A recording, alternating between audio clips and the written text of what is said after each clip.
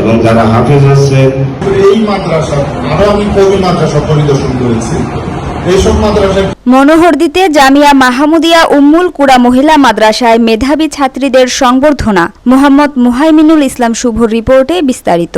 Monohardi bus stand সংলগ্ন জামিয়া মাহমুদিয়া উম্মুল কুরা মহিলা মাদ্রাসায় অনুষ্ঠিত হয়েছে 2025 সালের মেধাবী ছাত্রীদের পুরস্কার বিতরণী অনুষ্ঠান। সোমবার দুপুরে মাদ্রাসা প্রাঙ্গণে আয়োজিত এই আয়োজনটি পরিণত হয় এক উৎসব মুখর মিলন মেলায়। অনুষ্ঠানে 12 জন মেধাবী ছাত্রীকে তাদের কৃতিত্বপূর্ণ ফলাফলের জন্য সম্মাননা স্মারক ও উপহার প্রদান করা হয়। উক্ত অনুষ্ঠানে সভাপতিত্ব করেন মাদ্রাসা পরিচালনা পরিষদের সদস্য আব্দুস সোবহান মোহাম্মদ আলী। প্রধান অতিথি হিসেবে উপস্থিত ছিলেন গণপ্রজাতন্ত্রী বাংলাদেশ সরকারের সাবেক অতিরিক্ত সচিব জনাব লুৎফুর রহমান।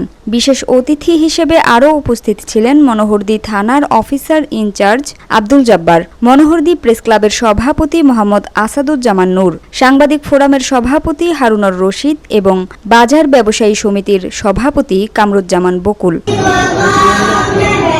অনুষ্ঠানে অতিথিবৃন্দ তাদের বক্তব্যে বলেন, নারী শিক্ষার অগ্রগতিতে এ ধরনের স্বীকৃতি কার্যকর ভূমিকা রাখে। এই প্রজন্মই আগামী দিনের আলোকবর্তিকা। তারা আরও জানান, প্রতিষ্ঠার শুরু থেকেই জামিয়া মাহমুদিয়া উম্মুল কুরা মহিলা মাদ্রাসা ছাত্রীদের নৈতিকতা, মেধা ও মননশীলতায় বিশেষ গুরুত্ব দিয়ে আসছে, যার ধারাবাহিকতায় এই আয়োজন। পুরস্কারপ্রাপ্ত শিক্ষার্থীরা আনন্দ চিত্তে তাদের অনুভূতি প্রকাশ করে বলেন, এই সম্মাননা আমাদের ভবিষ্যতে আরও ভালো কিছু করার প্রেরণা দিবে। সবশেষে দেশ ও জাতির কল্যাণ কামনায় দোয়া ও মোনাজাতের মাধ্যমে অনুষ্ঠানের সমাপ্তি ঘটে। এবং এটা শুনে আমার কাছে অত্যন্ত ভালো লাগছে। এইভাবে যদি আমরা সবাই কিছু না কিছু এলাকার তা দেখছি ইতিমধ্যে। তার মধ্যে আমি ব্যতিক্রম বলবো আমাদের লুৎফুর রহমান সাহেব।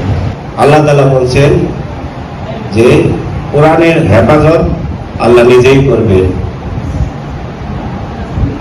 এটা তার বাস্তব উদাহরণ যে এই লক্ষ লক্ষ যারা হাফেজ আছে, যারা হাফেজ হচ্ছে, আশা করি তোমরা এই প্রতিষ্ঠানের সম্মান রক্ষার্থে এবং নিজেদেরকে বেকার করার জন্য, নিজের ভবিষ্যৎ গড়ার জন্য অবশ্যই তোমরা লেখাপড়া করবে। লেখাপড়ার কোনো বিকল্প নেই।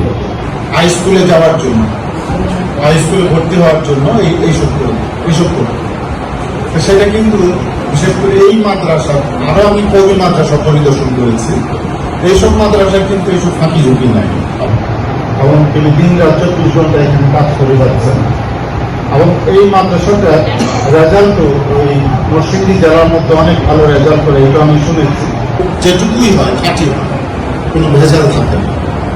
Samia Sultana, GBC television.